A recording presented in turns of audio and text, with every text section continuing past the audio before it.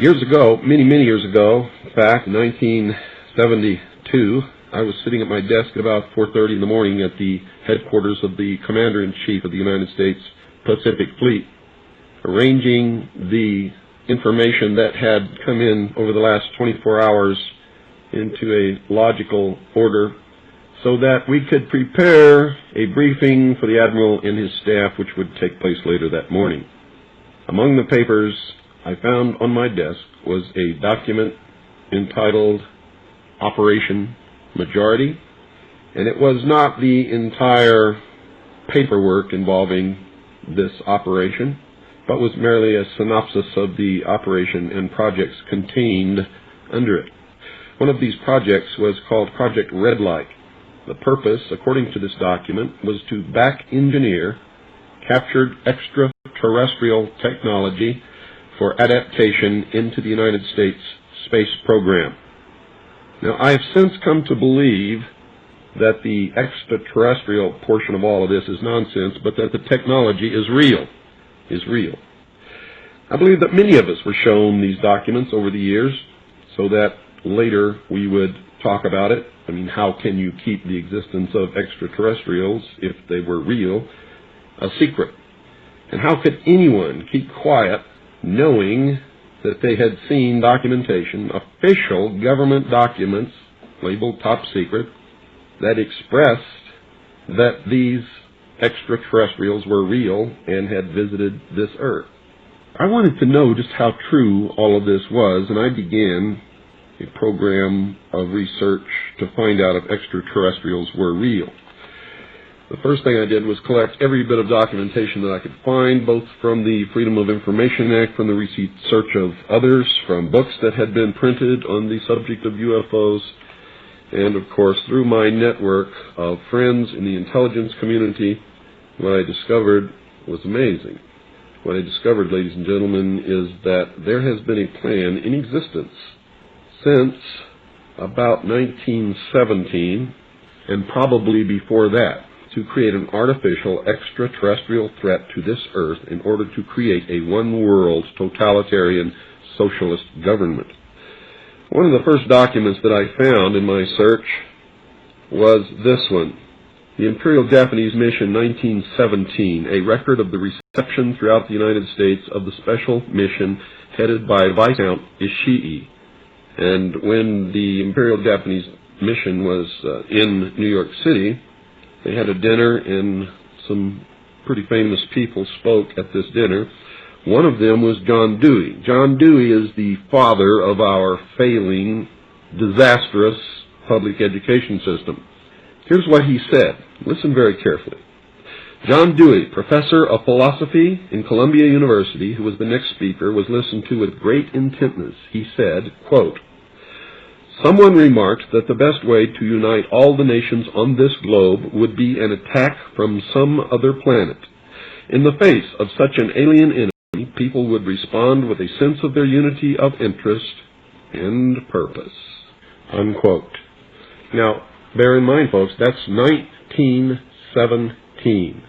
One of the next documents that I found, and I found quite a few, but one that's pretty important, is called the Report from Iron Mountain, the Probability and Desirability of Permanent Peace. Now, I encourage you to find this book, wherever you can find it. I don't know where you can get it, but find it. Page 66. Credibility, in fact, lies at the heart of the problem of developing a political substitute for war. This is where the space race proposals, in many ways so well suited as economic substitutes for war, fall short. The most ambitious and unrealistic space project cannot of itself generate a believable external menace. It has been hotly argued that such a menace would offer the last best hope of peace, etc., by uniting mankind against the danger of destruction by creatures from other planets or from outer space. Experiments have been proposed to test the credibility of an out-of-our-world invasion threat. And it continues on another page. Nevertheless, an effective political substitute for war would require alternate enemies, some of which might seem equally far-fetched in the context of the current war system. It may be, for instance, that gross pollution of the environment can eventually replace the possibility of mass destruction by nuclear weapons as the principal substitute for war. Are you beginning to get the message, folks? Poisoning of the air and of the principal sources of food and water supply is already well advanced, and at first glance would seem promising in this respect. It constitutes a threat that can be dealt with only through social organization and political power. But from present indications, it will be a generation to a generation and a half before environmental pollution, however severe, will be sufficiently menacing on a global scale to offer a possible basis for a solution. However unlikely some of the possible alternate enemies we have mentioned may seem, we must emphasize that one must be found of credible quality and magnitude if a transition to peace is ever to come about without social disintegration. It is more probable, in our judgment, that such a threat will have to be invented rather than developed from unknown conditions. Ladies and gentlemen, they have created so many alternate enemies in order to bring about their one-world totalitarian socialist state that we don't know which enemy to believe is real or is false, or whether to just toss them all out on their ears. And I think that that is probably going to be the best solution. Disarmament is no accident. All of these bills in Congress to take away our weapons is no accident. The intentional environmental pollution of our lakes, rivers, streams, oceans, forests, everything is no accident, as you just heard. These things were planned many, many years ago. All the bombardment of the public with movies about flying saucers in the 50s, right after the United Nations Treaty was signed and the UN Participation Act was pushed through Congress, and all of the incidents since that have convinced the majority of the American people that flying saucers are real and extraterrestrials exist, and that flying saucers are from an extraterrestrial origin.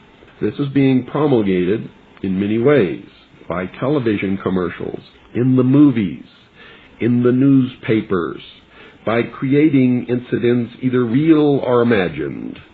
I believe, because of my research, and because of the extensive documentation that I have found and that is in my book, that this whole scenario has been created to give us an artificial alien threat from outer space. During the Reagan administration, he made 6 speeches, specifically talked about a threat from outer space by some other species from some other planet. 6, ladies and gentlemen. Why would the president repeat the same thing 6 times, tagged on the ends of speeches by him? The speechwriters did not put that in the speech. Ronald Reagan added it himself.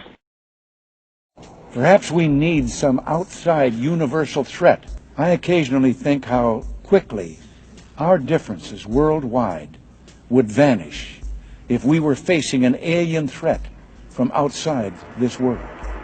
This was a powerful suggestion to implant into the minds of the people of the world that there really is a threat from some other species, from some other planet to this earth.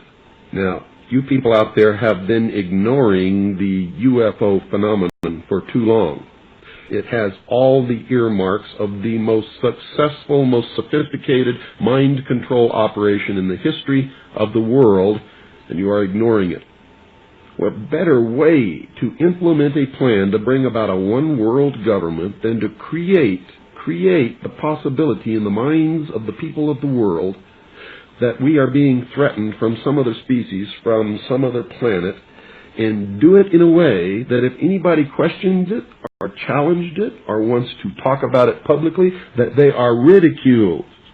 And the ultimate goal is to make the earth look very small, to present the people of the world with an external threat to this earth, a superior race from some other planet, vastly superior to us in intellect, philosophy, and technology, in order to cause the dissolution of nation states, the dissolution of all existing religions, and the formation of the world totalitarian socialist government.